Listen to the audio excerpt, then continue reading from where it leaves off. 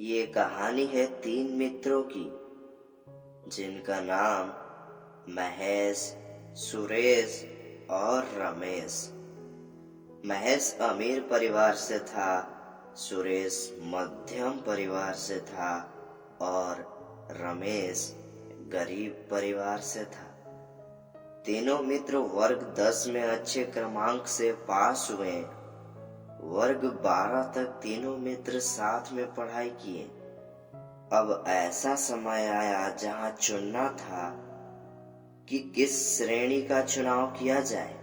महेश अपने माता पिता से बातचीत की। महेश के लिए उनके माता पिता अनुचित तो सोचेंगे नहीं।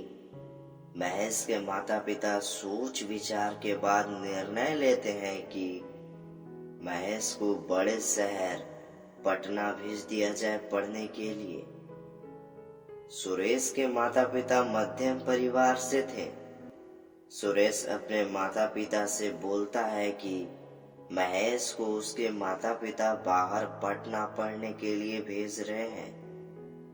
सुरेश के माता पिता सोचते हैं कि सुरेश को भी महेश के साथ पटना पढ़ने के लिए भेज दिया जाए। और सुरेश के माता पिता भी ये सोचते हैं कि सुरेश पटना में पढ़ेगा तो अच्छा नौकरी भी मिलेगी। अब बारी आती है रमेश की। रमेश अपने माता पिता से बोलता है कि मेरे दोनों मित्र महेश और सुरेश बाहर पटना पढ़ने के लिए जा रहे हैं ताकि अच्छी नौकरी पा सकें।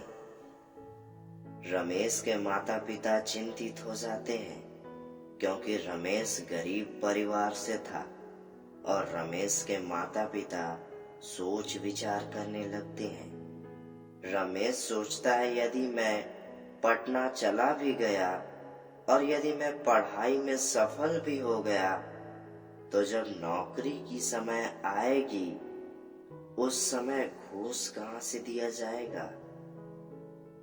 अगर जैसे तैसे करके माता पिता मुझे पटना भेज भी देते हैं तो नौकरी तो मिलेगी नहीं, क्योंकि नौकरी उसी को मिलती है जिसके पास पैसे हो, जो घूस दे सके। रमेश ये सब सोचते हुए फैसला करता है कि मैं अब नहीं पढ़ूंगा। रमेश अपने माता पिता से कहता है कि माँ, पापा, अगर आप मुझे जैसे तैसे करके पटना पढ़ने के लिए भेज भी देंगे तो परिणाम स्वरूप नौकरी ही नहीं मिलेगी, क्योंकि पापा आप तो जानते हैं नौकरी पैसे वालों को मिलती है और यदि कोई छोटी नौकरी लग भी गई तो उसका क्या फायदा, क्योंकि पापा हम तो वैसे ही गरीब हैं। आप 5 से 10 लाख तक कर्जा लेकर मुझे पढ़ा भी देंगे और नौकरी लग भी गई तो उस नौकरी से जो महीना मिलेगा वो तो कर्ज का सुध ही चुकाने में निकल जाएगा। तो क्या फायदा ऐसी नौकरी का पापा।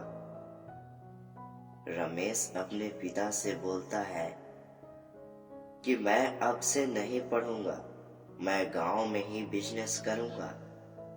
महेश और सुरेश दोनों रमेश के पास जाते हैं और दोनों पूछते हैं, रमेश अब क्या पढ़ोगे? हम दोनों जा रहे हैं पटना पढ़ने। रमेश महेश और सुरेश से बोलता है कि मैं अब नहीं पढ़ूंगा। महेश और सुरेश बोलते हैं, क्यों रमेश, क्यों नहीं पढ़ोगे? तुम तो बहुत तेज भी हो पढ़ने में, फिर क्यों नहीं पढ़ोगे? रमेश बोलता है, ऐसे ही नहीं पढ़ूंगा, तुम लोग जाओ मन लगाकर पढ़ना। महेश और सुरेश बोलते हैं, ठीक है मित्र, ख्याल रखना अपना।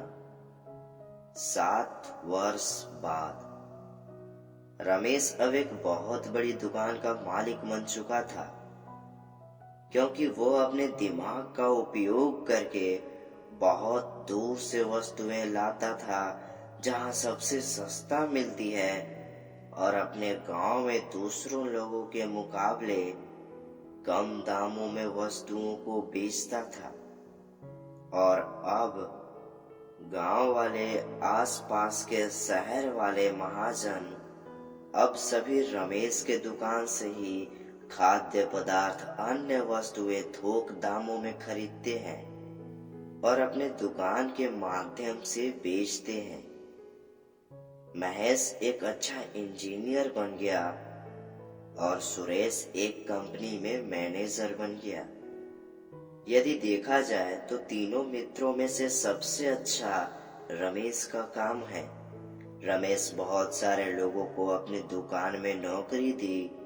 रमेश अपने माता पिता के साथ प्रतिदिन रहता है और अब पैसा का भी चिंता नहीं था।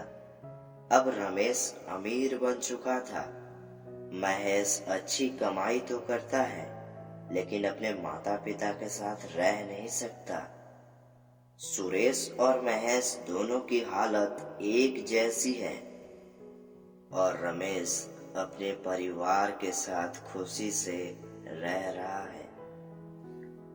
इस कहानी से हमें ये शिक्षा मिलती है कि चाह रखिए, चाह रखना बुरी बात नहीं है, किंतु चाह को पूर्ण करने की चाह में अनुचित कर्म करोगे, अनुचित मार्ग चुनोगे तो सफल नहीं होगे।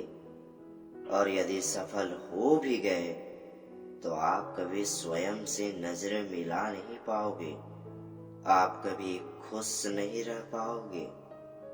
इसलिए परिस्थिति को देखकर कोई भी निर्णय लीजिए।